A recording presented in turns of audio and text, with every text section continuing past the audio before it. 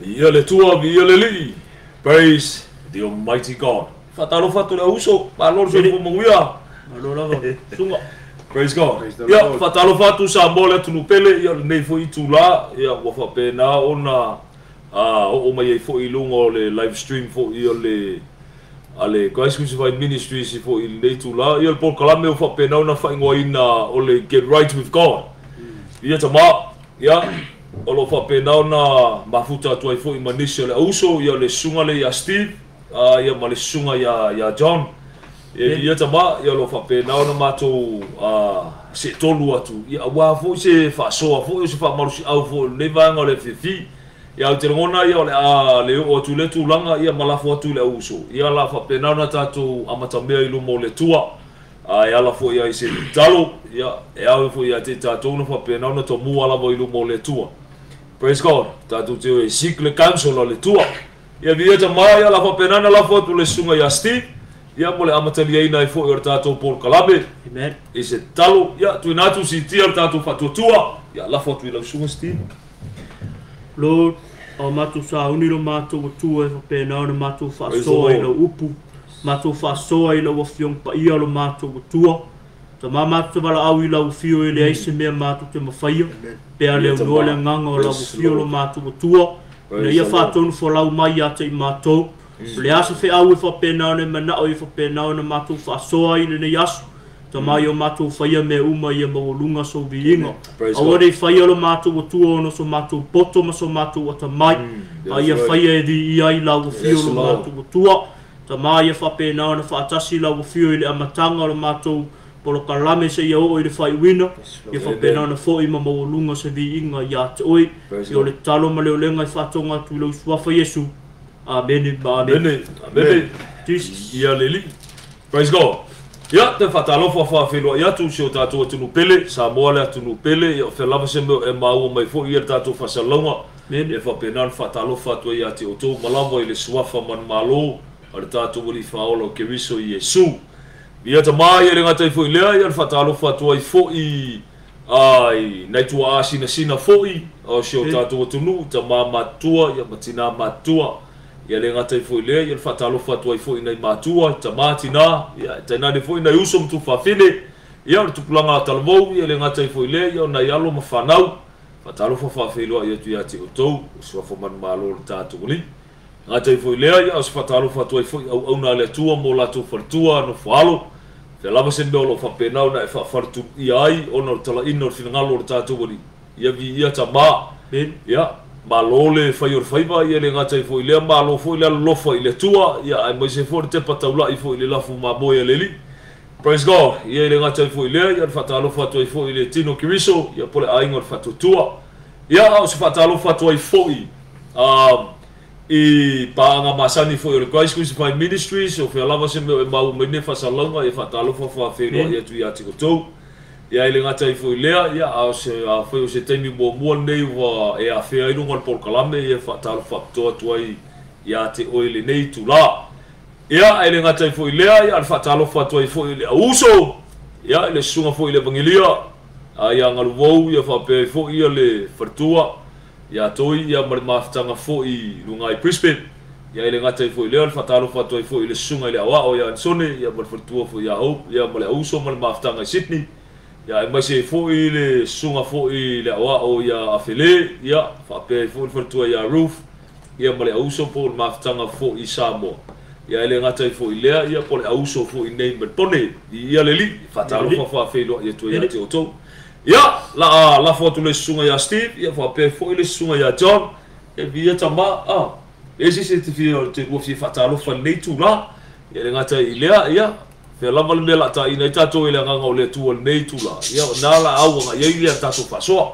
Praise God. Over to you. Ja. Ia nei aso e whapena ona o whatalo whato I statu a inga nei vai mo le aso. Ia tama. Ia ui whai ai te mua nei o whapena ona o tō vai me ilo wafa. Maro tangata ia. Ai vi ia le tua nei a whiawhi. Praise the Lord. Whatalo whato ai a te utau. Wafa man malo tatu wali. Amen. Ia le mata foi leo statu a inga le inga whato tua. Pea lava se meo lo whapena ona tō iai. Ia. Vi ia le tua ene nei a whiawhi. Ia nei aso ia. E fai foi se fa malosi ia. Se fa soa foi ia li. Mātou mala uso. Ia. Vi e tua for tatu wali. Praise God. Ia. Amen. Ia tama. Thank you, brothers. Greetings to all in the mighty name of Jesus. Amen.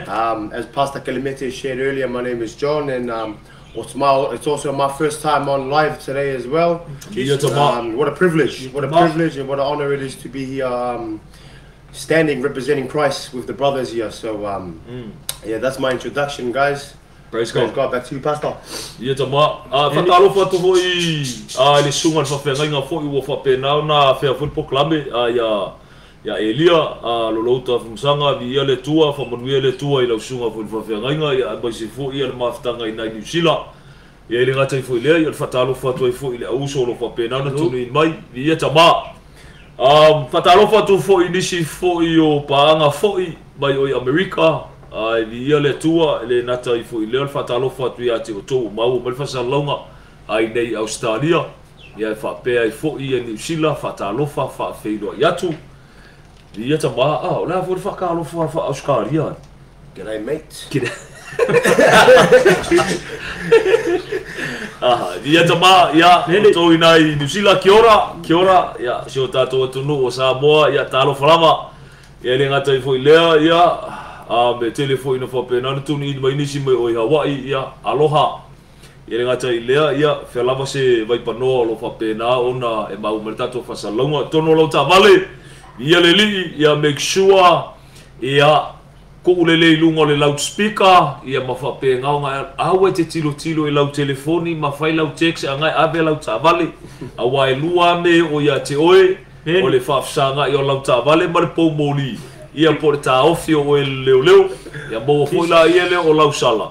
Ia ke ia la ia le wo bipu ku sa kangi ia le no sia wa me au nene ia tama ia foi mau me foi fasalo ma tonu fe fenga luenga ia fatalo fa feilo ia to ia po tonu fo lo mauta lawa ia vi ia le tua fatalo fa feilo ia tu so fo man malo tato uri faolo ke riso Yesu praise the Lord ia tama ia la foto ia te o lo uso au te ngona ese mo ba tongo fe le mea fo I o lo whapena ona la awa I fo I al whasoa ia mai se fo I tata noanga fo I male a usol nei te langona I o taimi mua lea whatoa tangtana I mai I fo I o tau ia ai le o le tāua lea ia tama o le whaftai I le tua o le whaonga ina o le tangata pe tino lai titi pe tino te le pe matua tausanga pe lai titi tausanga o ai lawa tangata e finangalo le tua e whaonga ina lama ia tama praise God ia al whaftai le tātou tua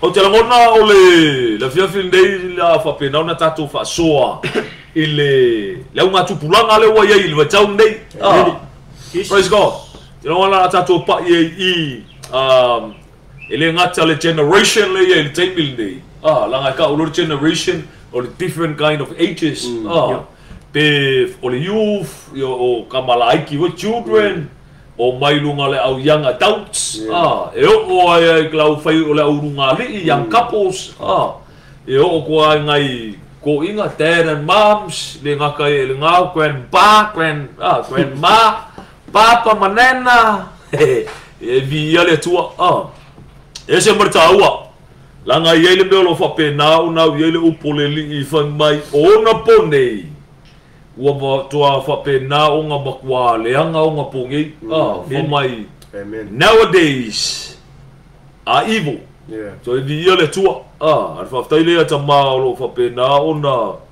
mo fusi nei wano e whapena o na whatafe fo le manui o le tua e le ngata fo lai lea o le mea o lo whapena o na aluanga ia le nei fo isoi fuanga ma le olanga o lo whapena o na tātou fola wai ia la foto I sunga la se do fasoa I le tulanga praise God fel vanga la ko pai bobuai pai bobula o kalvo pe ko me le o makua pe I'm happy to start off with the youth. Praise the Lord. La ko foi me ko I le youth ia la foto I sunga John amata me mai le sunga nai tu ia le li thank you pastor praise the Lord yeah, I totally agree with you, Pastor. You know, especially the way that the devil is moving nowadays. Very cunning, setting up traps. As I myself was deceived, even to the point of in churches. You know what I mean? So the devil is not just out there in the world. The devil is also manipulating the minds of us that are in churches as well, getting us to follow, you know, certain things like pagan religions and stuff like that. So. Yeah, it's really important for us youth, you know, to try to break out of that spirit and which is something that only a contrite heart, I believe, and the spirit of God that can move this mountain. Amen. Fangale, bang kele upuri kele fo mo pagan religion. Usor mele waye tato masangi ngale alwo lotu. Yes. Ale alwo lotu ile ngatel na fangale Kakal ngope le youth time because I was once a youth. So is you ya ke la ngongo o le youth le ye ko ingale. Ar ko ingale I lo ko ku le o ya ngale I le youth. Amen. Ya lo winga yo fam talanga fo I le e bongi le ya e le ken before ile le ka ke le loku ngale alu e fa ko. Ile nga ka ile nga muli ai ka inga. Ele ngata le na langa ese uma tu ngata. Ala sunga Steve, lan ma fu anga lenga ngalu lau sunga I lotu. Ngoli alu ka pa I le li. Iya, ka pa I le li. Fa fi trata. Ia le tua. Ese marta o na yo no vaenga ia, o fa fi le tua. Ka ko pa I le kiki I le vaenga le ele ngata le beta o le pagan religion. Ma le beta o le fa fi I le tua. So in dia tama pagan religion. Ole vaenga fo I le ua makele imbe fo I o doctrines of man wo fa pe nga o mai tutom. Au fa pe nga o nga la fo I le doctrine o upo le tua e au ona o ta wina I le tangata. It is so important ia te tatou. La fo tu do sunga. Fa so mai fo I le tu ma tatou tartano ai fo I le fo I matau. Praise God. Ia tama. Yo. Ia le tua nefias. Ia ai onga le vai ngara le o le o tala vau. Ia pulanga le tatou ia temine. Ia. Te tatonu vo ia o ti Apollo temine I o lo sa ili au ia nei fa pe na ona fa le ngai nei tatou. Ai tu na ngol lam. E ia te fa pe nga fai ka ku nga ngol lam. So manga o lolang. Ai o la fo isa ili Yesu ngai fa pe nga fa o la inga ka ko. So isi foi la kai mi fa pe nga ka ko fa pe fo ka ko ia ka ko. O le so ka ko nga So ele se purpose nga le yung ka ko. Ala fa me le kusiel mo teu. Fa mai awe te ino I lo toble le. Amen. Ala ngai le mafu anga nga le yung nga ka ko fa nga mai ka ko la le long para bo. So ele nga lu makua. Ai ku sape o kalavo a fa yanga filifili o le ku ai mafu amani filifili o le ku ai once fa pe ngong filifili ka ko le ku le sa o le kusi le lua yang ta pe lua mai a woto te a bio fata siman le lo lang yo sa wo ko ke fa ya mana o lo lang so le kalango sa mai ya e de ngakala ku pulang au long kalavo so le e fa mangak ko le ya ka ko pe pa la ngau wa ve ka ko makanga ko le So ave tatou tangata mondi o leli se li ka blanco fai ka ko me yo ele angol kelo planga para vo ke minga I o fia la ko we fai manga o lo langi o ngo la ko lo so foi lele wo ku nga wo yo la ko lo ia wo fango ara ye al kanga ka yo fo pe nga ngo salamo fa pe nga ngo di liwile yo ia leli Amen. Praise God. Pe nga fa so ingo ia fa ma lo si fai ka ko planga para vo yo aka koko au ngai fa pe nga nga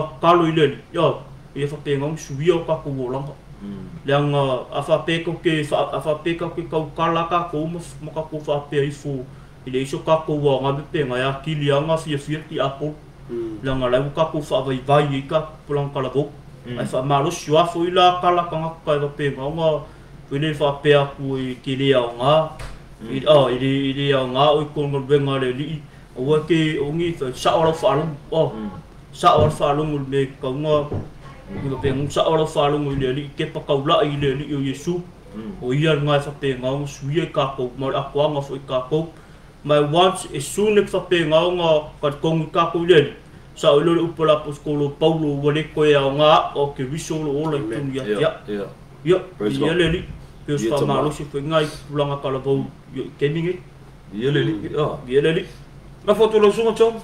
Praise God. Thank you, Brother Steve. That was awesome. I'm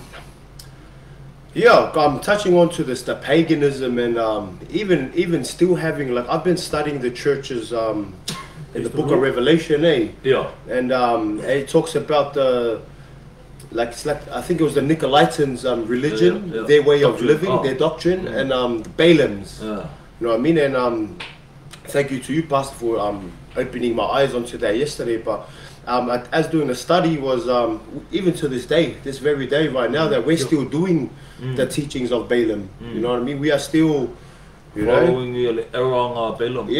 So it's amazing how this was written 2,000 years ago, and yet nowadays the youth today is, you know what I mean? Even I used to follow this teaching as well, not knowing that, you know. So it's something we definitely need to break out of. And what made it really hard for me to break out of it was I kept feeding the flesh. You know what I mean? So that's what made it very hard for me. And But as the book of Psalms 51 says, you know, a contrite heart and a repentant heart that God desires, and I believe that was the key to it. You know, that was the key where God saw that I really wanted to and gave me that breakthrough. Otherwise, we all know what it's like to be, you know, tossed around in the winds with the teachings of Balaam, for those that don't know where it is. So, praise the Lord. Oh. And other pagan religions that they've brought into our church. So I believe, such as like you got Christmas, you know what I mean? That's paganism. Easter as well, which I believe is also paganism that they've brought into the church, which was a man-made thing, or even the devil made it through Satan church, brought it into our churches, you know. So that's so true. Vi tama o ngai festival ia le o fa penga o nga au bai. Manipulator ma fo fa o le kangaka e fa penga o nga buli le li Christians. Nga o mala ele nga o maila ele Christians ma fa penga o nga affiliated ma me fa penga without them look deeper.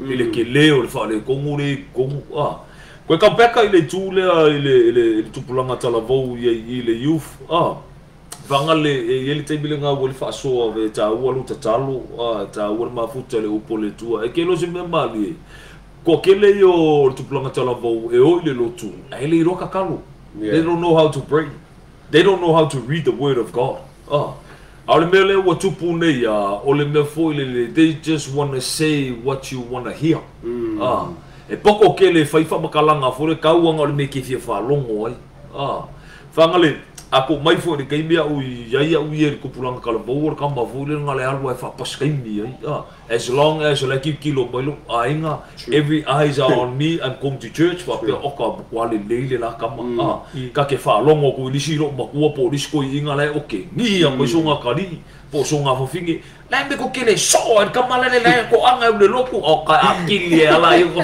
fia de loku o se upu voi lele o makwa pio se mafukanga maleli makwa o ki fasa ona so se la marta ua na ia tato ele fa pea la o ka ko fa musimusingo no we are not judging but that's the reality of life ile meo le fa pe nga kupunga nowadays why la ngol melo sa bali le flesh bal me ka o sa bali le spirit amen so it contradicts la le lua le fkenga always I ba ka o le lua le manga o ale flesh overcome le spirit ele nga ka vole nga le spirit for ya life nga o nga overcome le flesh so if you tama ya alfa ka yele li ole opportunity o like au mai le tua ya te tato inga ya fa pe nga o nga ko set straight o ka ko path I lumbo le tua manu o le mo e tato le ola amen malo si mai le li Dia tama la foto no sunga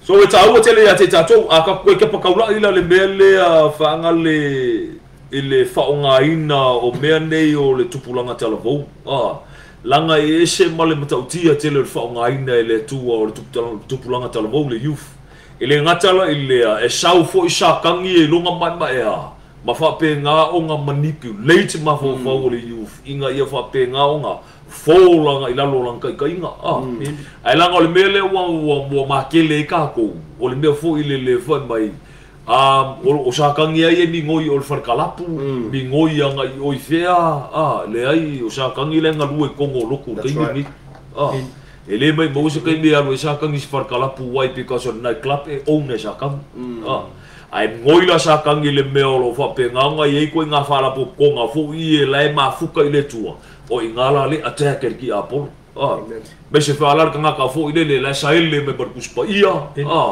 ka mo la saungi me le loku ale pasia nge se me fo ile au kafa ke iawa ya ile loku ai punga ia e se fa au kala ia ai di ia le tu al fa ile ia tama fo ile o le avanoa matango fie fa penei e fa so ile upo le tua o te leo fai atu la le mea aselu aku ia ke urua ma kama fai e fa ele pride vo ele va peso ni sa o le vai pata o auro ke ngofo I mo chea le upo le tua le ai ele ele o le tuna arwinga yo from talanga vole le se marta ua ia te tato praise God ele ngatala ile a vo ile le ta ua tele ia le baenga le o le o tawina le o le tangata I le meo ka oko I le upo le tua. Sa o le me kairanga I le tangata. A o langa solid la I le tangata le, for example, I le tangata o le youth. Po le tama, po le teine. Sa o la le meo la o ka winga I le upo le tua. E le koe malua e se mai ma le upo le ni. Via tama. E le ngata la I leo o tele fo I taimi sa whapena. Una fisili e fo I le to tele fo I o nisi o tupulanga tala bou. Ele tūlea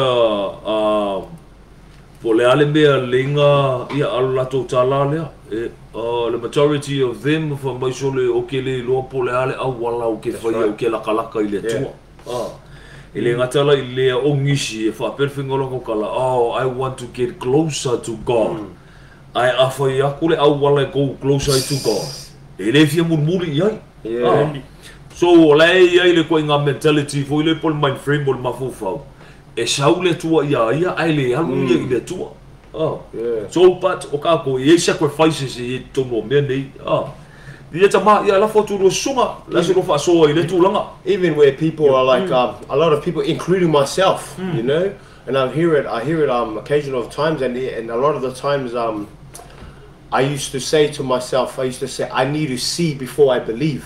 You know, as the world will say, a lot of people will say, oh man, I can't believe if I'm not seeing. How can I believe something that's written over 2,000 years ago?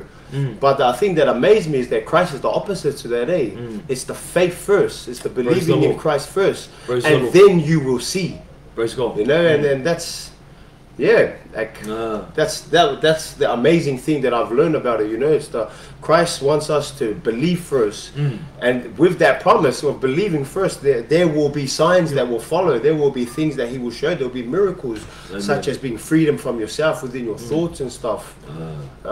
So yeah, that's another thing that a lot of people do nowadays. You know, they want to see first, and so. Seeing is believing. Seeing is believing. That's the same. Pero mengala be scoring o Thomas. True that. Ala we sura o ka kufra se longa o ke vai ko ko ko. Ya jau le live ba ya toma ya ko mai lo lima. Ya ba mo lo pole li amu iar ka ngaka ele ipa ai tatum.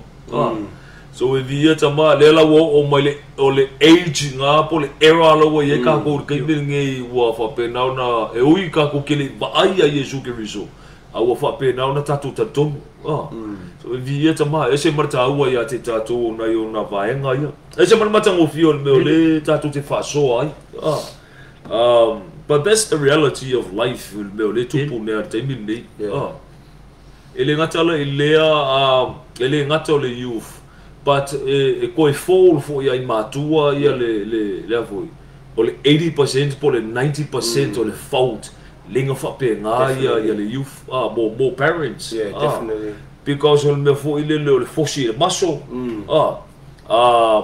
they want the best out of their kids le me what to go the wrong way it's either manga or boast about their own children or so true kama fo ile ya ka fo si le maso ya mela nga mo fo le fo si le maso nga le alu fa ka wala kulo mo ngo fo le piko iku ele nga kala ele nga wa fa nga ka fo I langa nga do ingala ya le ola fa le nga ar tupulanga ya por fana o nga kilo kunga e se for ko inga o langa la o lai maku that's true that's so true kama fo ile e fa mai akala maku ko anga le loku manga ku le loku o aku le loku hallelujah praise God si speaking in tongue but for finge risiku pa fe sai marka malo risiku ai o mai fale a mi fa ke bongi jolo fale ka Paulo me mo ngal mamulu ber kala ka mai giso ma kape pelo ke le la ko hinga balelo makua or ko inga bela ava ko so pola so fa so ile ku a pesa o ya kai ka pese that's very true pastor very true you know I'll just give this example for Pastor Steve to example like there is someone that I know and they're starting to have doubt in God because of that very reason that you shared Their parents will obviously go to church and praise the Lord, quote scriptures and stuff like that, but their lives during the week is completely different. And exactly what you said, Pastor, they're telling their kids to you know, go angare loku, trust in God, but how can they trust in God, you know? They're getting beat up by their parents and stuff like that. And I asked them, do you still have faith in God?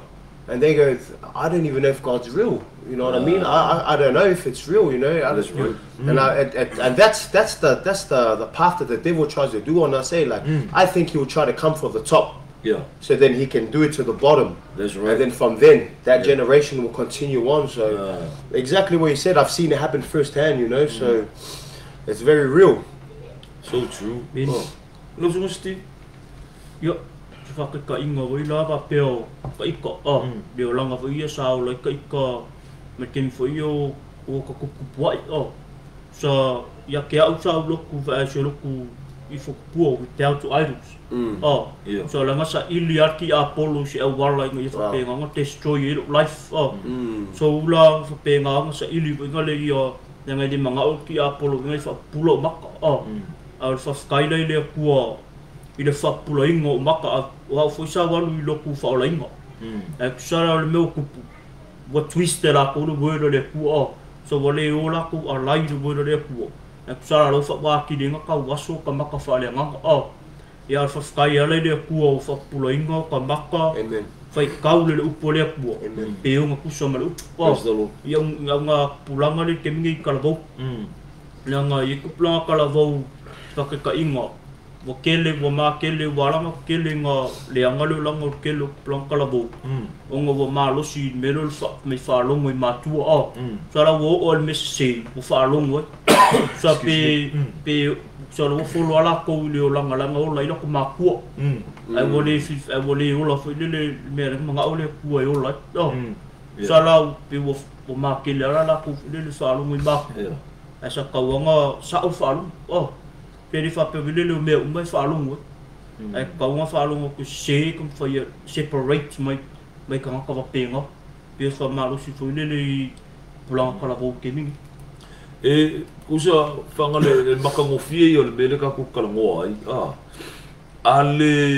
ale ola ya tangata e fingau I le tu that's the key e oki a ko ka ke fiu ka ke fa malo si e fiu e ka ma fai inga ia malama I le tu le wai langa aka koe whai kaungi le 2 Timothy chapter 2 le verse muli e le upu mai so le whai aku ia ngā pai ngā lava ia ngā boi e ngā ala mai ia se I li waku le tua I ngā ia whape ngā o ngā whasau I ngā mai I la kou wha mai o lai ka inga e sakangi I la kou e whai le whina ngalo sakangi te whika ua mela le verse ngā wha muli Timoteo. Le 2 Timothy chapter 2 le verse muli verse 20 last verse 2 Timothy chapter 2 verses 20 verse muli 26 yeah I'll read the New King James Version and that they may come to their senses and escape the snare of the devil having been taken captive by him to do his will Se fica malo asabo. Ia lato wala mai foi na moi le mai leia ti Apollo. O e wa maua e ia ina ia whaia lona lava finangal. Te whaukora ia to do the will of the devil. Ia, e whaia lona lava finangalo e lenga o finangalo le tua lenga rua inga. O lea foi e whape ngā o ngā whai foi le finangalo ia ki Apollo. Ai wha mua whakaua so inga manatu o to tele. Alu winga lan fam kalanga aka ko ke pakaula I ngela le tu le e folonga ka ke le e bol fanau pe a o ngeri ke me fa penga nga saula o inga matua langa le upule ma ku e fai a fai fo I le fa pe o le upule ma ku ba anga le ai ma ko anga le ai ya o malo ko ki ngai le mo o ko le ola ele ngakala ele nga anga le ai ma ua ele mo o ko le poko mo ka mai anga le ia o ke alu ke whainga ruenga mausu ele ke le alu I le aonga whaalongo whanara kalangola kalangoi o ua mea uma ele ngakala ele ngā ewa mai o kou le whanga o kou ke usika I o kou makua I o kou whaaloalo I o kou makua I o kou wawa I o kou makua saulola ia le malisi o inga ko ke maua lisi ko olua ai ko ke le maua ngisi makua so true aka ko ngofo lai na luma ka ko fa longo le au mai mo fo kuanga ia fa pesole sa ori ngai makua ri sa ole le ia fo kuanga le au mai makua so true ai aka zaunge au mai those parents point of view e ko mai ko ngole upole tua so ele e fit ko ngole upole li langa ole makafo yo ya makua ole a o ka wingo fanau iala aleli langa a o nga ko ya ingar ka magiki ele ko ti patch is ma yala yo leli ele nga kala le nga ai e fo le upule mai matua ia awangi o ko fa o ya o ko fa nge ke I wa fa pe nga o nga rebel lai la to al mafu anga la nga le nga rebel lai ko kele o nga o se o kini vanga fo yo le ia le nga kalola le bol bele pa iri sunga ya John koi keki o la ku ka John koi keki o la ku ka we alo fo I ba ka pa lu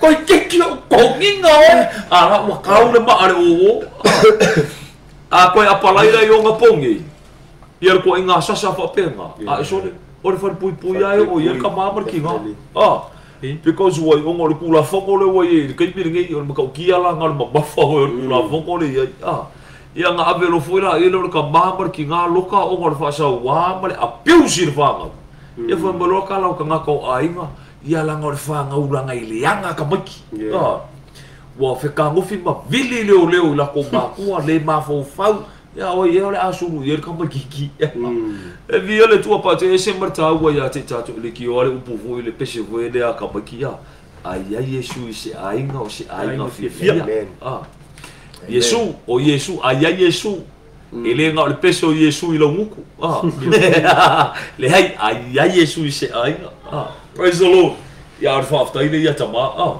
la fatu no suwa Pastor, you know, I love what you said about like it all depends on the heart of the person. You know what I mean, which is very true. Because it's like something you shared earlier today in the Launga, where you're like you could be in the wrong place, but if your heart is willing to seek God, He will find that way to you and bring you home. You know what I mean? Which was very like just like myself. Like I was very hungry for God, but I had no guidance.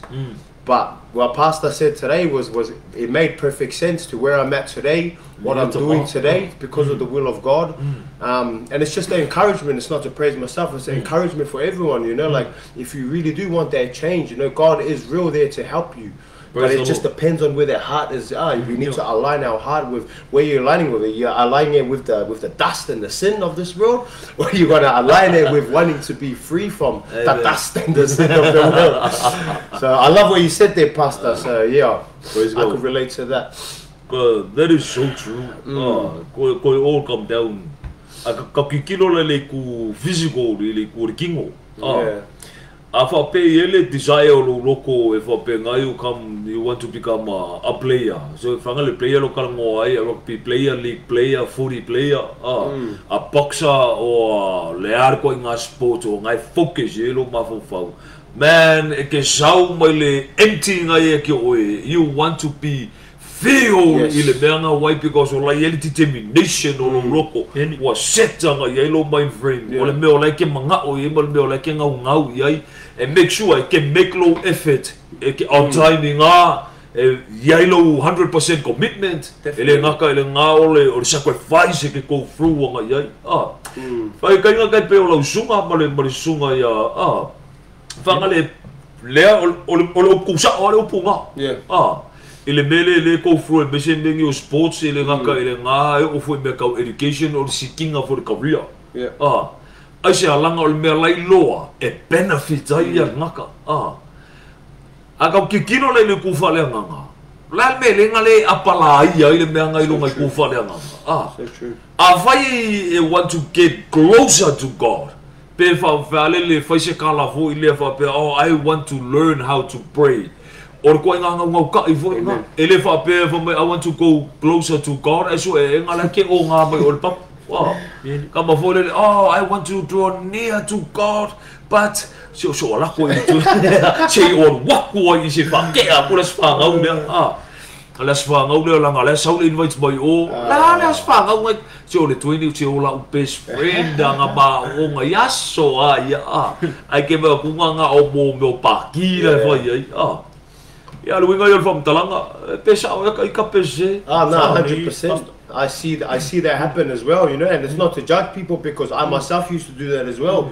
You know, I was really hungry for God, but my lust and love for the flesh and the things that this world offered, man, I couldn't stray away from it. But the one thing that really helped me break free from that, brothers, was the feeling afterwards, the feeling the day after, the feeling during it sometimes too, and then the month later, the week later, whatever it is, and it's.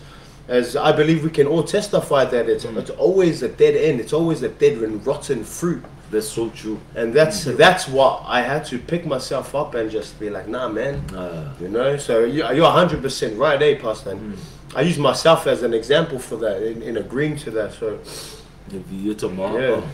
Hello, susala pe ya ta kuwaya. Lulo. Kusape ka ke fa malosi pulang kalabo. I le God give us the opportunity to make a decision, to make a choice, whether we're gonna go hell or heaven. Ke only word of truth, or the doctrine of man. So my le put decision. Their life kala Yesu. We can't say we can't. We can't say serve two masters. Idem fa inga ko serving a master wo e kaunga ko mga o fili le ku po lo lang yang idem fa inga o fa kasi me ye lu le anga ifike nga ye me ye lu mai ingo le ku ile lo lang o ngole ang sala me langa def me langa mo yala ka ki fa ma lo sia ku nga yo fa pula inga la ko mako but it's up to them. It make a lot of decisions. But you have to make a right choice. Amen. Langa fa pelo se the choice make a kako. Kung unga kako seo. Yeah. Kung unga kako ku say e afu ile mang malo ki apolo ya kako. Fa pe can make the right decision. Yeah. Okay, me if pe make it a the right decision. Se free kako Yesu. Le mana fa pe nga pe ko yola mo kako sala. Se kalangoa ngai de vai se yo ko pa ile kiki ala nga ile upule nga ela fo ela lau songa mai ingo le tu le langi le ai le ingo le tu le langi o le tu ya lofa ile langi for my for God so loved the world that he gave his only begotten son le me ingo ye le tu ingo le tu o le angsala. Amen. Amen. Nanga lengo foi mai ala usunga ile kule ingo le tu le langi ai ko foi mai ai onga ole ang sala ai ingo la le tu ile ang sala e o foi la kanga kai fai ale ang sala langa le mele le kele nga pase ser ko kilo ka ko e ino le tu ile ang sala ai lo far tanga tang sala nga ko anga yala ia le fai lang sala la me ko anga fai lang sala langa lo fa le tu kanga kanga sala ai ingo ile ang sala aga ko aku ngel kusile ai foi asalamu famale upu ngai ka ko ngol kusile asalamu so le ko sale tuar kangaka anga sala yaso uma aso uma dia le tua se ka ko aku ye ko ngal kusinga asalamu ole mata upu lima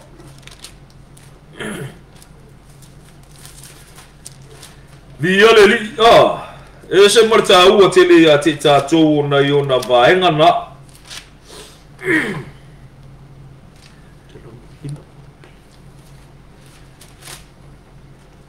tau pulima. Praise the Lord. Amen. Vieta ba che si kasi mala fai kau fa bolbol mata upule se fu le mata upule se fu fa bolbol salam. Ia salamu os foi o lenga o fa kon makau po lima o fa o makau po sumar kasi ngai ai but si me mo il makau po sfu foi ka o mer fa po fa mo o le fa sia o mata o le wa mio leanga e le sa ili ai o ia o na mafau fau uma e le ai se tua Si fa ukala ia, si fa kau mai fa petani ia fa mole le sunga cha. Yo, the wicked in his proud countenance does not seek God. God is in none of his thoughts. Si fa ukala ia That's powerful. Bon kang sala. Yeah. Ele sa ilia o ia ile tua, ele fo ile tua ngionga ma fo fonga ngionga mangaku. Ngali pa wale mele le ma fo favor kang sala se o lai ile tua. Al me maria le e ngofo fa ku olis kanga ka. Alwe ko anga ya ile tua ma ko anga kia belo. Ai le alu ngai. Meni. Ol maka upula sumar kasi, alo nga fai upula e lima fa bulmore. I tofo i oba i le ua mio tonu. A ua ino sia e lona fina ngalo le fai a mio leanga. Ma le fia i le whaasa wā. Si fa uka iai, e whika umea whapita dia fa bulmore rako. Yeah. The Lord tests the righteous, but the wicked and the one who loves violence, his soul hates. Amen. Si fa uka la iai, Serious. Mapa e se a me e kalango e ka ko e se al mele kalango e le upore tua. A o mea nge e whapenga nga e ingo i le tua. E le fifia i le tua. A ka koko e uifongi fo ila kusi le whaka o ko le whapenga o nga whamakala inga o le ale me ta o le matau ia Jehova.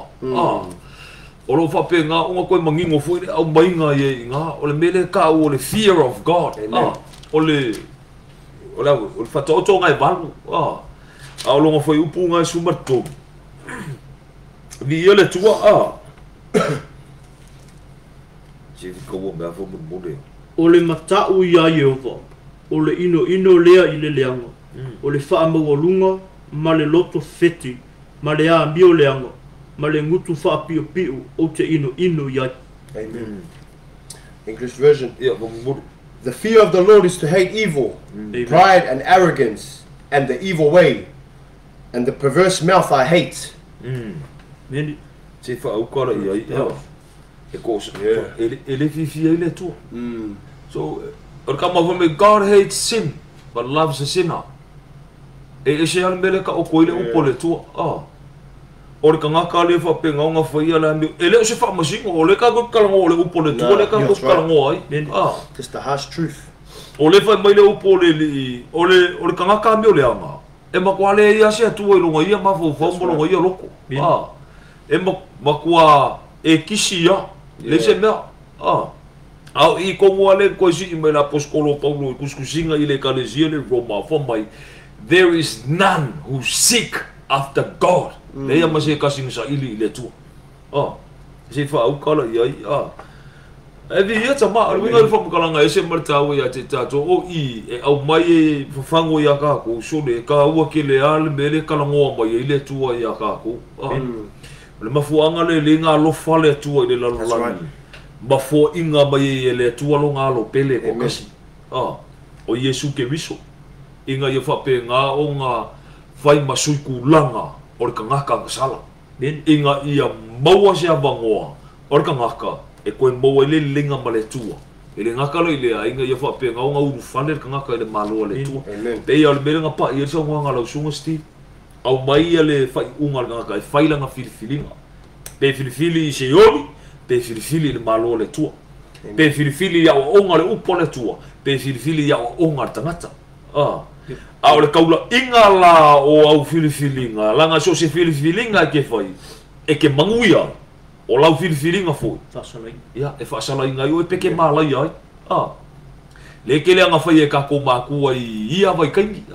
Ya, so e fa de le so ko lua. Vai se fa finge lo fa bongi lo ka mamalu ki nga. Ai au ke so e se fa finge lo fa bongi ya oe se fa oe so er ko lo lo fa bongi lo ka mamalu ki nga.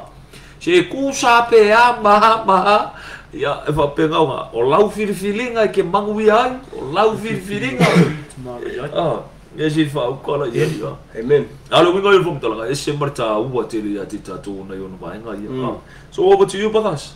Yeah, no, definitely agree, Pastor. You know, like even in the book of Philippians 2, as you were talking, it tells us, you know, like we know that God hates evil. He hates sin. You know what I mean? And the person that sins, and even in when Paul's talking in the book of Philippians, chapter 2, verses 12, he says, therefore, my beloved, as you have always obeyed, not as in my presence only, now much more in my absence, work out your own salvation with fear and trembling. You know, so this is, it's not a game, Pastor? It's not a, you know, God willing, there'll be a time I can share what God has shown me. You know what I mean? But it's what the Lord has shown me. It's not a joke, man. Like, it's serious. This is serious stuff. And even Paul was saying, man, like, you gotta sort out your salvation with fear and trembling. That's right. You gotta be scared that you might not make it into the kingdom of God, That's right. And yeah, that's the harsh truth, but that's also the loving truth as well. So as you were touching on to that, Pastor, that's a scripture that just got to me, you know, that we should work out our salvation with fear and trembling before God, repenting, and Amen. You know, so Amen. I say this not in a way of trying to be religious or anything, though, you know what I mean? I say this as I'm doing the same thing, you know what I mean? Like, let's do this together, family. That's so true. We're not trying to be religious. Nah, not at all. We're trying to live a holy life and to get right with God. Amen. Langan fa kungunganga ia le tua for He is a holy God. Ol vala aula le tua, we need to be holy. Why? Yes. Because He is holy. Au le mele lo fa ia ka ko fa ma she au ki fia ka mapa ia au ki fia ka maloku au ki fia ka ma angelu le yo lo fale le malo le tua le ka ma achieve ka ko na without holiness, yes, no one can see God. Se fa u kala ia okay, ko fi au mai ala I ko wala le ka upula le fitu tu si le ai foi a salambo fa boli au longa foi upula sfu martasi verse 11 okay, fit le verse 11 o le atua o le whaamasino a mi o tonu o ia ua toa sa fo'i le atua I aso umalava I le ua a mi o leanga. Amen. Psalm 7 verse 11. God is a just judge, and God is angry with the wicked every day. Every day. Every day. Angry every day. Why lang ala ko fa makala mai because the wicked. Ele tua yo la ko mafufunga. Ele ngakala ele nga. Hika ile tua. Ai fa ngongone tua pe aoki ka ngakangsala. Yeah, true. Hika le tua ka ngakangsala. Aor ke me oki ka ngakangsala. Fa ngongo tama. Ko ele si va nga. Aso na ala fa ngongo le tua. Yes if I ukara ya. Praise the Lord. But it's our tele ya tita topon mele fa mga kufu ilele. We need to work out ka ko la ye fa olainga. Ka ko kalango ye ka nga ka fa olainga. Ol mele wa ye wa ma kele so le ka nga ka fa olainga le fa folinga. Ele nga ka fa folinga o fa penga o nga e fia uphold mole mole ami watua. But the power within wafika ngofi ma reject. Amen. That's so true. Si fa u kala ia lau kalangoa ko ngai fa ile tu le taimi ai la fo yo te kamai fashi kalabou kai ele se makwa kalabou ke foi ke la ngai ke le ko ilu kalabou sa yai la kamai fashi kalabou o ke la ngai o nga ke le ai lau kalabou aristi so la ka ko ke le ko ya maua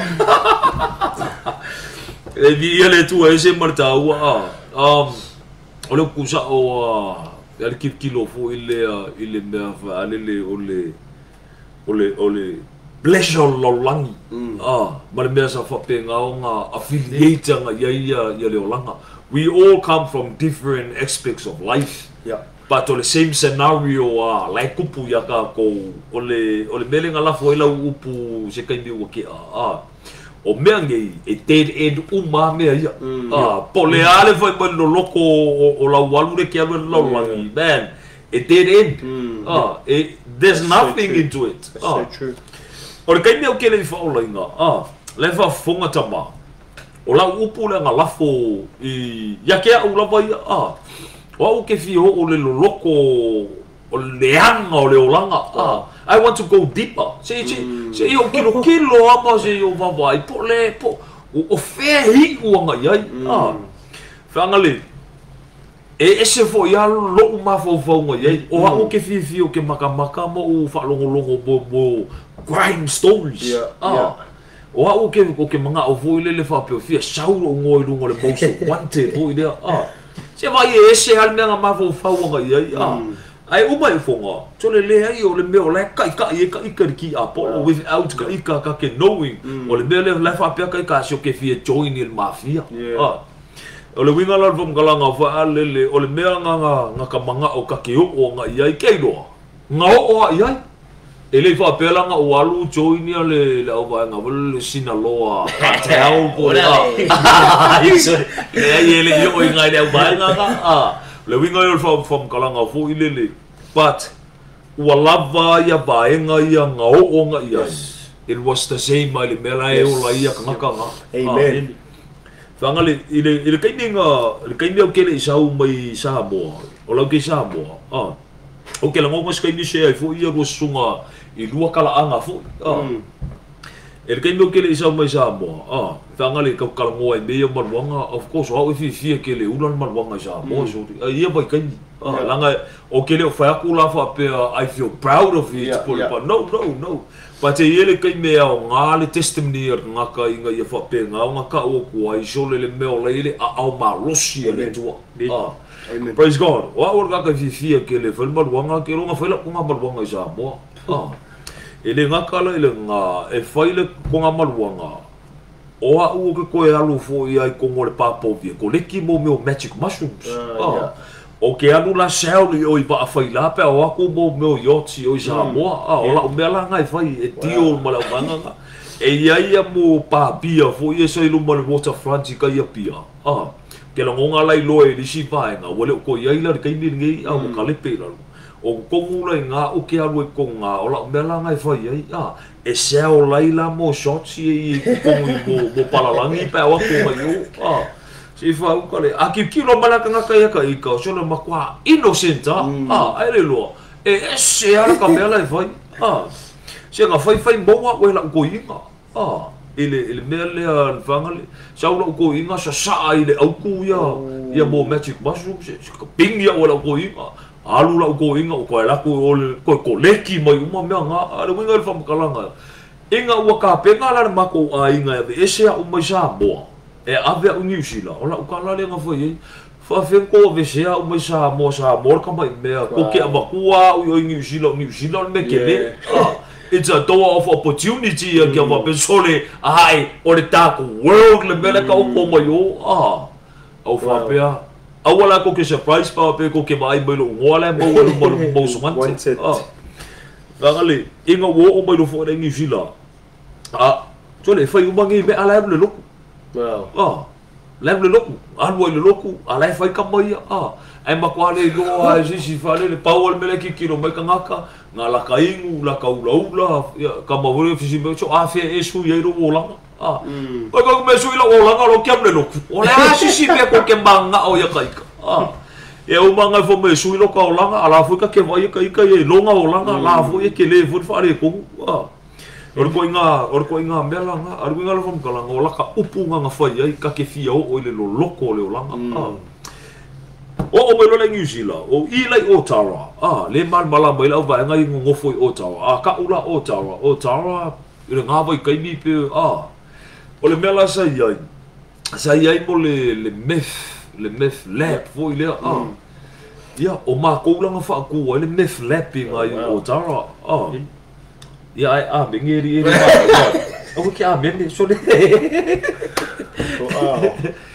le meth lep nga ai o le mesa ai o le au vai nga inga mako inga ka ngo fi kidnap mai li sheli nga kuka e fa pe nga kuka ai le meth we're talking about the meth so le al fa ka le o ke le addict ai me o drugs but nga affiliate ai o inga Ole ma ko ula ma le wali e fa pe nga ave ma miro man ko kongo gang members I o New Zealand I o Tawa la sa Auckland e ela o king kopro e ela man ko mops e ela vanga le o Black Power e ela vanga yo kilapis ma la o buia tribes e ro wingal from kalanga sole la pisi o manga me but o inga but as go o e ko inga it was a dead end. Why?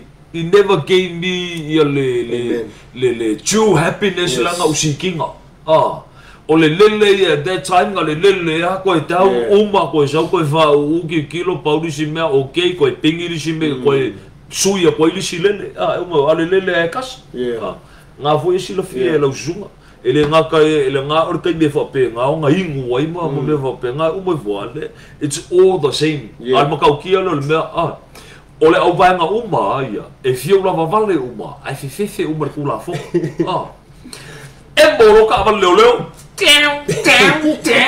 oh male ako so true finally e fia ka male anga e pala ele nga kala nga wingal from kalanga fo ilele ole end it was the grave that's it uma your life means nothing at all amen e aki kilo ngaka ya oe ngaka I le underworld oe pe ya oe ole me ola la yo a sa war ngaka fa pe ngaka fifa uma oe ya nga uma le oe kongi oe vai kafe pe kongi oe sami ya pe lafo oe kongo le papua a se kuro ba ya ka banga ya kwa killing no evidence ya le winga yo from kalanga e te uma nga ai inga ua maua na I Yesu Keriso o soli amen sui a ko ale point of view amen o inga kilo fa preso le ki o ale upoleli o the true happiness that's so true e maua ya Yesu Keriso but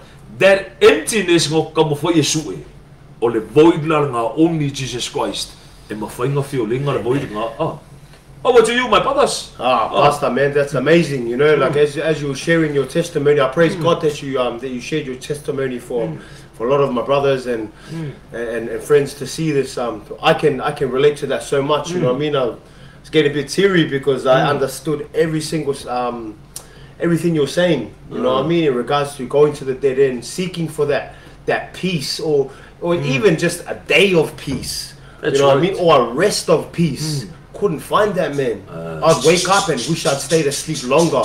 You know what I mean? Same thing as you, Pastor. Like, it was tough, man. I literally, the devil had me thinking that it was the end of my life. Yeah, that's you know what I mean. That's right.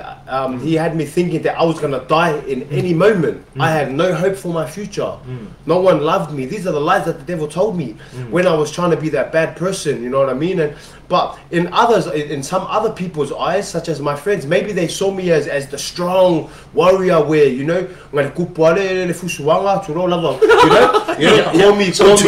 call me to come, and but they didn't know deep inside. That's right. I was looking for this peace, man. You know what I mean? I was looking for this freedom. I was in bondage, man. And that's why, like, I'm sorry to go a bit too far, but everything you were saying, Pastor, I really understood what you were saying, and I felt every word of that, because that's exactly where I came from too. So and that peace, you know, with Christ is a peace that is an everyday peace. You know what I mean? It's not that, I wonder when is this gonna finish. I wonder how long is this gonna last for. Nah, brothers and sisters, man, it's that peace that goes on until the end of this life and the promise to the next. Praise God. So yeah, thank you for sharing that, Pastor. Good, bangali. E mali e kele bere ki fam kala vo ilele kupuar bisa. Ciao, kedi, ciao. Kama wale pai me a ciao pe le la archipi va. Ai so sa ala amelo sunga wo uma fo bisa. But ele lo me struggle like that moment. Fangale foi va pessoa o bela le ko ke manga okay la ka ku fa la e ma kwale lo e ko kai kale fiola mo but that's the honest truth, eh? Yeah, bongile ya e vi le tua ya esse ka fa lo ngor ka so e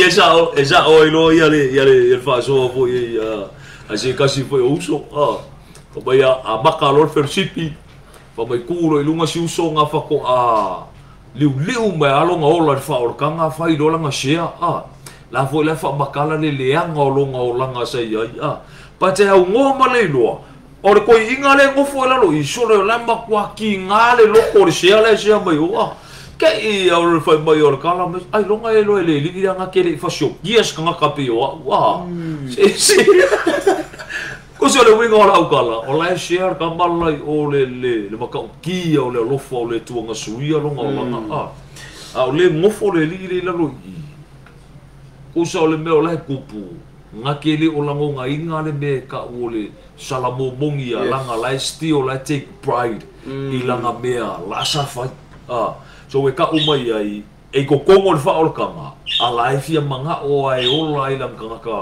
ele kanga ka le sa fa pe nga ai pi ka fa fefe ma me fa pe e manga o silia ko langa nga sala le sala ris ele se kau ba nga sala mo mole ole nga sala fa ngor nga ka se amen e kukusa alfa sio kanga ka mal pepero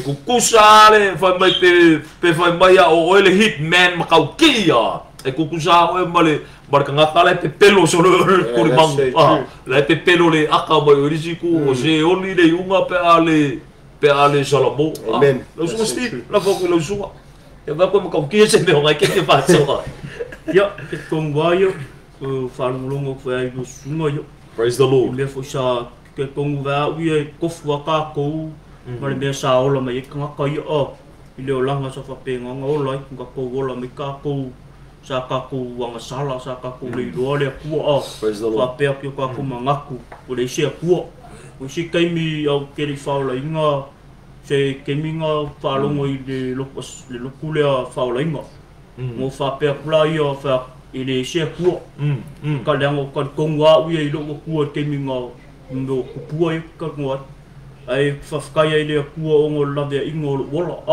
amen mai le ia se singa pa pe nga o suia o langa nga Yesu amen fa kai fa ila ni fa pula inga Yesu o maka le wo ilo ai fa ola kanga ma le fo ilo al maka ki al mere fingalo le praise god le vela e poleale le pa u ka ko le sala e fa ka ki lo fa ma ulalo ka ko lu mo le ku o le menga se si le ku ai ke lo ka ko ke fa longo fa pe fa pe mo lo suia le langa fa pe I'm set free so we could ka u se slave but the Bible said e mo ia o fa sa o ko inga ka ko pa we were called a slave of God amen sei fa pe fa polonga ka ko so lo ka ko promise serve le ku ai he fa in no lang le ngo ko ko fa pe ka ko slave of the apple no pa polonga ka ko finger the apple destroy ka ko e fai ku ngau lo lang fa si ka ngaka muli lua be uma fa pe nga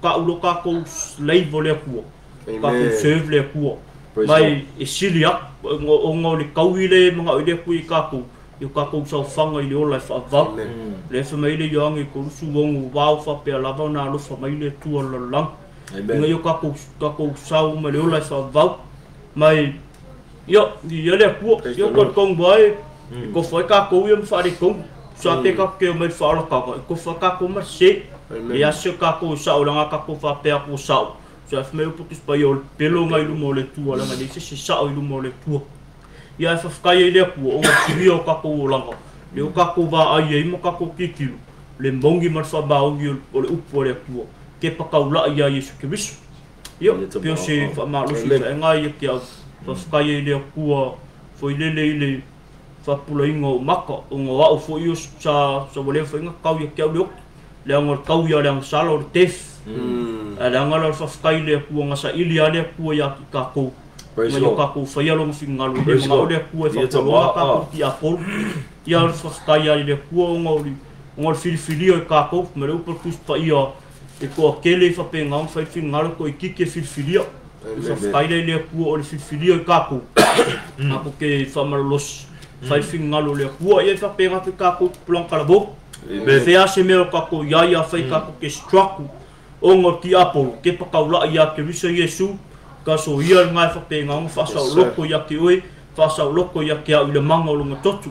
Ia, ia le tua.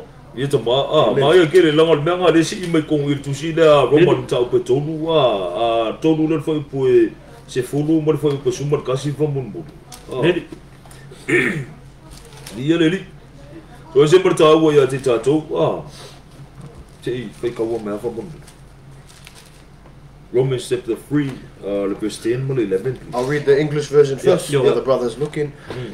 As it is written, there is none righteous, no, not one. There is none who understands. There is none who seeks after God. Se fa kala ia le am sis manga se ir ko kelo mi so ka ko. That's so true. Mo la tu si ya fa mo le Fa peio na tu sia. Ele ai se ambio ton. Ele ai lava se tas. Praise God. Fai tau mai lan fai upo si lan fai tau fa mo le fai upo lua tasi se fa ngata mo fai upo lua sumar tonu fa mo. A ole nei, ua whaalia mai le amio tonu o le tua, e le o iai le tū la fonu, ua moli mau iai le tū la fonu a toa ma le au profeta. O le amio tonu lea le tua i le whaatua tua ia Yesu ke risu, e o i tangata uma, mō tangata uma foi o e whaatua tua.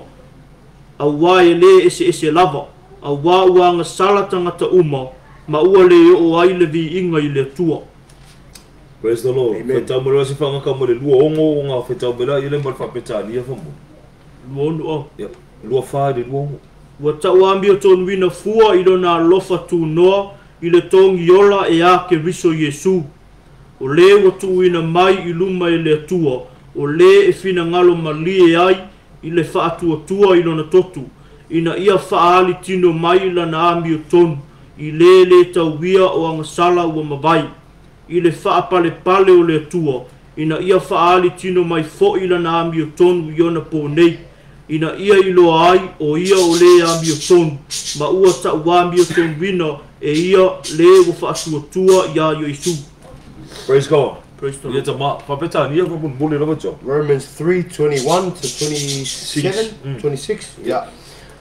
But now the righteousness of God apart from the law is revealed, being witnessed by the law and the prophets, even the righteousness of God through faith in Jesus Christ, to all and on all who believe. There is no difference, for all have sinned and fall short of the glory of God, being justified freely by his grace through the redemption that is in Christ Jesus, whom God set forth as a propitiation by his blood through faith to demonstrate his righteousness, because in his forbearance God had passed over the sins that were previously committed, to demonstrate at the present time his righteousness, that he might be just and the justifier of the one who has faith in Jesus. Praise God. Via le tua e makangofie ke so le ngai fai kaunga nga mga kuskusinga nga ngai fa pe nga mai ate tato e mongi le ia a ka oko kako kepa kaula i o kako o langa sa kako o mai ai o le mele le kalongo mai le upoleli le amusi so kako ngasule i le tua. Amen. Sa iai le void ngai kokong ai kako kele lo ai peka ia inga wasa ili mai le tua ia te tato o inga langa mau waila o ma langa o ia sanga lua i le pouliuli inga ia mangu malo inga pesulu ia longa mal malama i le pouliuli mangu malo mai e tato mai na Amen. le ala sa fa penga o fa mai kuskusinga nge so le anga sala kanga ka uma all have for short of the glory of God but ele o fa apela o ka winga le upole tua ia e tuaole ia nga because why will reveal the righteousness of God through faith in our Lord Jesus Christ. O le amio tonu la le tua e mawhainga au sia e kako ia le amio tonu le tua. Ai sea, langa lewa pe ngau karangoa mai e fo ia le kuskusinga le apostolo Paulo ngai o ia Timoteo mai o kusipa ia umalava e mai le anganga o le tua e fa pe ngau nga e awa o ai kako e awa ia i tatou e fa tonu ai tatou ma fa poto ai tatou i le amio tonu. Amen. Via tama Al fa kai la le onga o le tatou tonu ma tatou fa tua ia ke riso Yesu. Le ala ua fa pe nga onga ho o mai le mio kongule ya te tatou ma ua ta ua mio tonu ina ha i tatou ilu mo le tua. E le ongi a ka ko nga wenga ngo ka ko fuia. Ai onga o le mano le toto Yesu. Lunga la le me nga au ye fa so o le uso. Ale fa mo lalo lo loko ma e salamo ilu mo le li. E sawi a se mea. O le mea la leo, le pa sese ko kele, le aisi sio ka koe ako, koa le aisi sio ka koe whapenga o ngā sauloa pe lumo le tua. Then it becomes an excuse here from kalanga nga. Wai, langa le maka o kia leo le mea inga wali uliu ka koe le li o i ngasa whapenga o ngā lead e ka koe le Holy Spirit. Even now today, le ka e ka te sasi ka ko folaunga. Sasi ka koe, pa ur ka ngaka ilalo, Ar ka ngako le li nga ke rofa mau lalo lo loko ma koe ask forgiveness ile tua ma koe learn to pick themselves up again ma koe continue the race ai lo le kama fo ile e pa ua koe i lalo kofo ko ngol pa ngai o so mari o le amsala ma fa se e koe ala ia le va yo pe ole alu le ar ke kapila vole ke tapila vole ta ke tapila kolo ma di e apa amor kolo ma di ko e fa vole ma ngai o so mali o le sala si fa u kala ia praise God dia tama so ta au tele ia te tato over to you panas. Yeah, I agree 100% with that, Pastor. Awesome sharing, Mauso. Yeah, there's two type of hearts that that you were speaking on there, like the one that can repent and the one that can't repent. Every time I reach that state of mind, because even being a Christian, it's a challenge. It's a spiritual challenge with every decision that's made. You know what I mean? So a lot of the times when times get tough, I go back to the teaching of the stories of King Saul and King David, and I always put myself in that position and be like, which one am I? You know what I mean? Maybe like the brothers, you know, which one are we? You know what I mean? Are we God is gonna tell us we're sinning and we're just gonna continue to fall in sin and stay in sin? Or are we gonna be like King David and fall flat on our face and fast and, you know, and cry out to God, having that repentant heart, you know? So that's something that carries me on when I go through my trials and stuff. I put myself as King Saul and as King David. Which one are you? Which side, as you said today? That's so true. Pick today which side you know who you're serving. So yeah, something I thought I could share and encourage. Praise God. Praise the Lord. For us now, we have come to realize there is no other Savior, only the Lord Jesus Christ, and we have come to accept the fact. Without Him, we are nothing. Why? Because He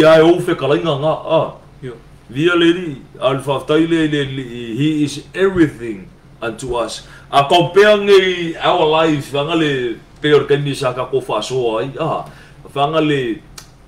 reflect 10 years ago. 10 years ago, I was for 10 years ago. No, thank you. No, thank you. I couldn't believe it. It's good for you. 10 years ago. Definitely. 10 years ago, this stage, there was a brother of mine. We were doing very bad stuff. We were robbing houses at this stage. 10 years ago. 10 years ago, robbing houses, weed, alcohol, stealing from stores, just covered with sin, you know. But 10 years ago, robbing houses at this time, roughly this time, it was houses will. You know, never in your wildest dream. I would never expect that. I would laugh. I would laugh at anyone that tells me that.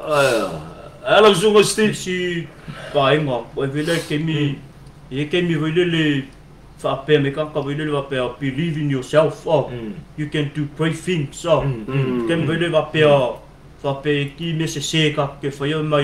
Believe in yourself. You can do. But I don't believe in myself anymore. Because if I believe in myself, I can handle my own problems. I believe in the Lord Jesus Christ, and He will do everything you want. Praise God. Believe in yourself. Don't believe in your own understanding. Do not lean on your own understanding. Sala ele kalikongo ya Yesu Keriso nga o ia o le ala o moni maleola. Praise God. Ele ia se mea ele whapea kalikongo ya kako. Le nga kalikongo ya kako. Sala o le sen whaira le se le se kua ya kako. Whaia kako mea kako ke manga nga o ai. A whape strako kako. Kam whaia kako e whaia ya kako au wala. Aya nga le aya kako le whaia ya wala le tua. Sorry ya se mea. Ele afu. Ele sa loko kako I polonga ya kako le sal. Pa believe lo ya Yesu Keriso. Yo, kung pawale le ala fa pe ngam fa sa loko kako me me uma. Be kako ke le sala pa as soon as believe in Jesus ka Yesu o lo faul. Yo, ele fa pe ngal kako kongo ya Yesu pa we need to apply in our life. Oh, we need to live by it because we can't just say it. Oh, like we can't just say, oh, Jesus loves me, Jesus loves you, Jesus loves you all, but for me, it don't leave a yak. Se kawanga ola mo ika iko. So kala ko yoko fa aku sui le ola ngoris kanga. Oh, bes fa malu si inga ile le upaya le tua. Ia tama. Makango fie kele ngai o ngava nga ia. Ola I mo bua. Langa ile mo fainga fa ku ile ska ka lo fa Yesu ye ki o pe ile kofo so malio le lo fo le ia ka ko. Amen. O ka ikala mo retaining ala manguia nga le li ngaru inga tutu ia o nga mafaila ia le nga fa kafe makalango ai ka ko le kula ia tama ele o kamala le masau o le alo kalango ai makua oki ya oki ya o ia le tua e mongi le ia o ka ika fa fenga trust ka ika o ka ika le ngoki kuio Mela le manga ia le maule nga isi ia musike ni ko nga le testimony le apostle Paul le ama le Galatians le 2:20 fa mai ele o koiola o Keriso o ola I tonu ia tia mai o aso la lo ke ola ngai la le tino o ke ola I ote fa fie ile na fa pe no foi na mai lo la moa o ke ola So via tama so ele ke me fa penga nga o fe kalainga nga Yesu Keriso fa mai deny yourself. Ale deny nga ka ko or ko nga mela nga bo e o mai fonga ka ko kalango ole me myself and I. Asu e nga where is Jesus in your conversation? E ala nga Yesu wanga e se a Yesu e se ka ko. Ele lo ala fa mai le ai e ka nga ola ka ko be o nga ola Yesu Keriso. That's why we are called Christians, followers of Christ. Amen. Ele ngakala ngai fa penga abide in the doctrines of Christ. Amen. Menga ka o Christ. Ya vi ele tua. Vi tama malo fa ele uso. So le si ba inga wa ya la ila to fo yo fa penga la ke le lo inga Yesu. Ai ta to ya la ta la vo planga ke ngai ka ko ya le ka fa ola inga. Le ka ko mala mala ya Yesu Keriso. E se kai mi ngale sometimes we go to work. Se mea ka ke anga iai so la musu swinga ka ko le ku fa ka fel mang bio le ku inga ya uso fo yo ka penga ngale lo alo ka ma fo ile le ke lo ka ka fa mai sali se sangi bul mau nga Yesu kong ala famile tu ya fa ka fel mang bio le ku nga ya fa lo ki ya uso Yesu bio le ala le ala mangi ngole upo Yesu le nga fa mai. If you deny me in front of people, I will deny you in front of my Father. Ai fai ki kau wa ilu mo kau ilu foi o ilu mo tua. Sala pe yo le melo ke le ya ka ko kali kongu ka ko kala ka ngakala fai mai ani ka kongu ka ko sunga le ngam pa ia mo ya fa ka fel mang bio le li. Ye pe se malo se nga ke lo ka ko le bo ka kongu le li. So lo ka ko ilu ala fa ka wasu ka ko makai ka ngaka usala lo se pe wa via vele le me pe wale sa lo ko ilo ka mafu fa so ke le me o me lo ka mafu fa se lo malak fa lo ai ka o se mea ka lo ile ku nga fa ilo me le ku po le sa o me ka fa do la nga le ku nga ke o fa mala malamba mai yo wale fa me le po le tu fa ka fe mang bio a fa me ala fa ka fe mang bio pe au fa ke po le fu pe fa me ala ka ma au ala família tua fa ka fe mang bio o me a família tua me nga ku fa le nga ile ma afu le nga la manga o le ku inga ia fa o la inga ia o la ngi sia nga nga ia wongi fango se sisiu ai o mai le malo le tua la ngole ko sa ilingi si malo le tua ia tama ia pe sa malo si ngai le Praise the Lord. Praise God. Malo al fa so lo suno sti mongi le ia o le mea foi le o le wa vea le ava I matua ma mea wa fa pe nga o nga poloka I kala ingo fina nga lo reli a sau rola ko nga advice fa pe nga pe se ila ia le so le la u silia kula fa longo lo ko mamulu kinga ngai lo fa longo ia Yesu ke biso lango Yesu le nga fe kala a fa sili lo ka mamulu kinga there is no room in your heart for me ia tama ia ruinga fom talanga ese marta wa ia te tato mesha ka ku ia fa olinga le upo fe kala nga Yesu fa ko nga ila nga aposkolo la nga uso ia atu ina ia fa penau na ia tala ia tu ia le malo le tu inga lolangi ma fainu uma maso so ko mai fa ia te tato tra ko makafa yo ila nga fa penau fa ai lo fa mai ia teti ya tole o nge ko ala ko ko ka u so fo Yesu ya ngai musika ya le ya teti ya meteti ya sa wala fa ka umar ka skare ki ya ngai pu ngale alu umar skare ki teti ya sorry Yesu ko ko sa wala berka fo pia lo wakali au nge ko fa lo ko ka ngo ya Yesu wala so watali ya wala le teti ai mo ya sala ko la meska fo pia se fa ko bol benga ka on kwale ma fo fa fie ko ma fai le fie de ya ia le tua ya al fa taile ya tama ya winga yo fom talama taua tele ya te tato Amen.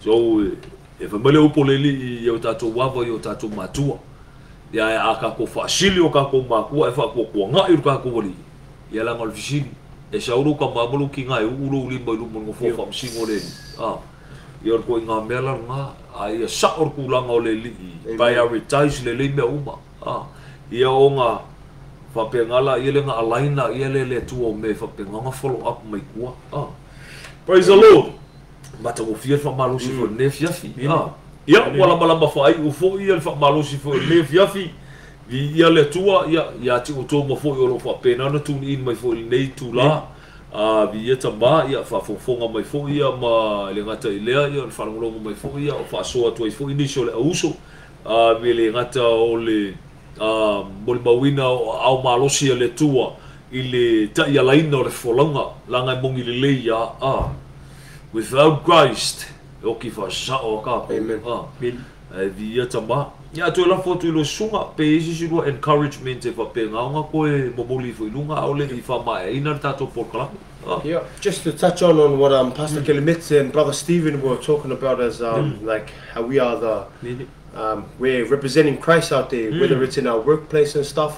Praise God. You know, in the Gospels it says that we are the light of the world. You know what I mean? So if we are actually true Christians, that we are walking in the light, then the light should be shown in the darkness. The way that we live and stuff to encourage others. Sometimes we don't even have to use words. But it's the way we live our lives, the way we do our jobs, the way we communicate with people and stuff like that. Just touching on what Brother Stephen was saying, you know, let us be the light of the world this week, you know what I mean, brothers and sisters? Let's carry the cross, show the world who we are in Christ, that we have the blessings and the light of God in us. Amen. Yeah. fa malosio tu fo ia ia ka ko fa malosio ta tu ile li ka ka ke visia no moni ia e mongi lo ngalo fa ile li e ku maua pe vai fa malosio ia fa fo winga fo ile malosio ne fa me u pole o le li fa mai ele se me ta ti ngal ta tu me ele se me fa le ngal ta tu ti ngal le ngbenga le li le ngai fu si ka ngaka fi ngau ile li e mawor kau yo la nga o le me lai fi ngau nga ye ai fa ia ka ko ke fa vai yo kau yo ka ko yo ele yo o se mo vio mo si ul ai fa ia ka ko fi ngau le li yo amor sa ka lo te viso guri ya Yesu ia le li yo pes fa malo singa ia tato te ma fa ia me umar fatas mai tato wali yo ia le li praise God ia le tua mo le fa malo si fo na mo tato fo ne fiafi e lu tawina fo e tato tamo nga mo tato sa blinga o lo fa pena ona tato fo lawa nei praise God o le moli mawola na ile matautia o le tua po le ale fai mai e ke le mafai po e fai mai o addiction so ngai ate oi e break o mai Yesu ke riso me na pe a e loa cast out burdens ngai le li o matou nei o moli mawola o le ngaruenga ke riso na faia e le na o matou la ia e fa pe fo inisi o lo fa pe na ona moli mau fo i au malosi o le li ia tama why because a o le kainde fa pe nga o nga fainga ka nga fu nga ile mafo fa tangata nothing is impossible to God. Praise the Lord. Ai fa pe na encourage ya te tatou do not dwell la ia ilungo le but it's time for us to deal with it. Amen. And the only way for us to deal with it is to cast our burdens unto the Lord. Why? Because He cares for you and me.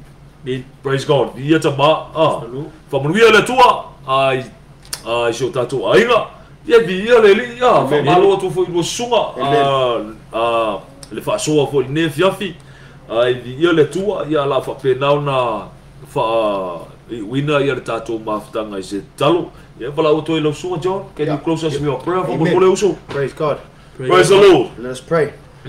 Heavenly Father, we give you all the glory, honor, and praise. Jesus. We thank you for this opportunity, Father God, that we get to Amen. represent Jesus Christ, Lord, Amen. to the world, Father God, wherever Yes. this message may reach, Father God. Yes, We Lord. pray that your word, Father God, we Amen. believe that is alive and well, Father God, that Amen. it'll reach out to the lost souls, Lord, encourage and Amen. strengthen the Thank brothers and you, Lord. sisters as Praise well, the Father Lord. God.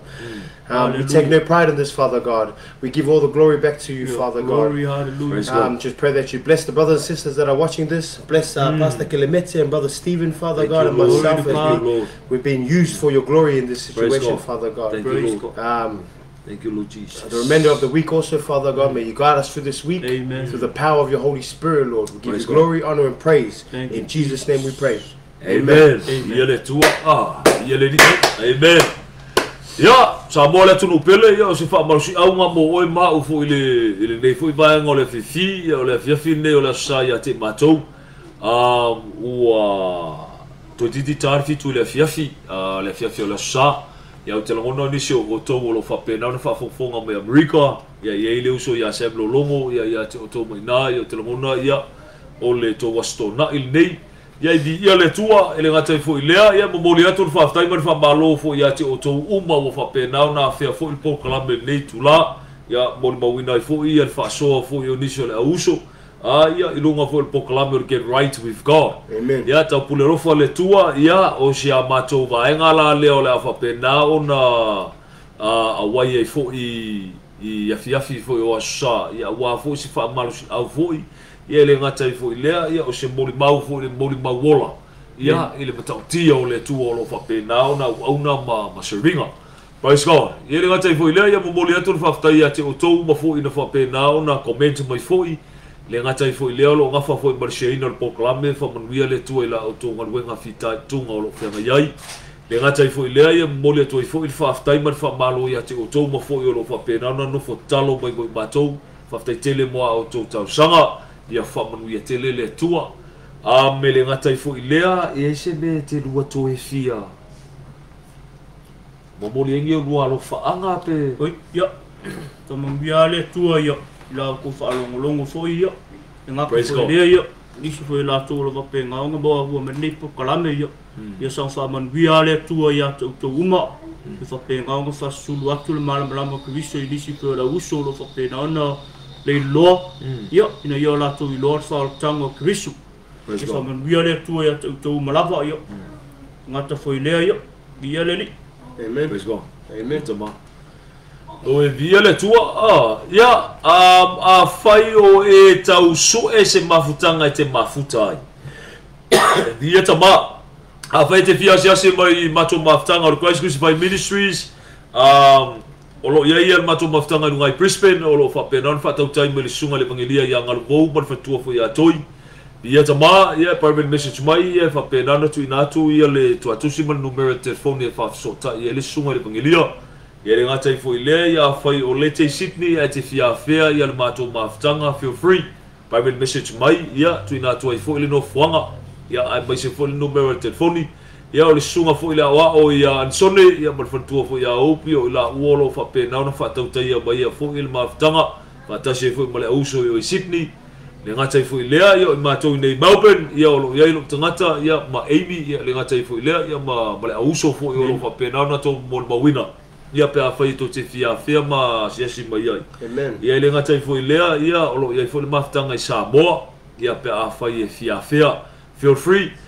Me le fa pe a sa utia siasi o le avatu se tofi e lokai o i le lotu pe fai atu o le a fai lau le skala i lo ngoa ma le ai ringi le skalanga e fai ngambea. Ia e ringi fai ngā kofi fo e va pe ngā e leo se kofi e whakau se ka isi ma se moa a lusuna. E leo le lau mea ai whanau le fai au ma wha pe ai la ia lea e a wako se kofi. So le sala moa le moa. Praise God. Ia e whamunui e tele le tua i la singa i o fuanga fo i o tiute mga luenga o lo whapenau na lo whaiva tu iai. Le ngata i fo i lea i o le saungi ato i fo i whainga malolonga whamunui e tele le tua sausawina i tātou umare mana lo totu. Ia, whaftai fo i mara whatangai no mātou tangata i whapenau na malo aso lo i tono o tau maota ma tono o tau lawa. Ia te tonu fo i o whainga luenga ia whaapea i fo i te tono o tau saa. Ia via le tua ia nei tu lala whapenau na tātou tau mawai whamunui e tele le tua ia te o tau. Ia te maa pe tātou te ai pe tātou te wheinu. Le alama se tasi mea tātou te whaia.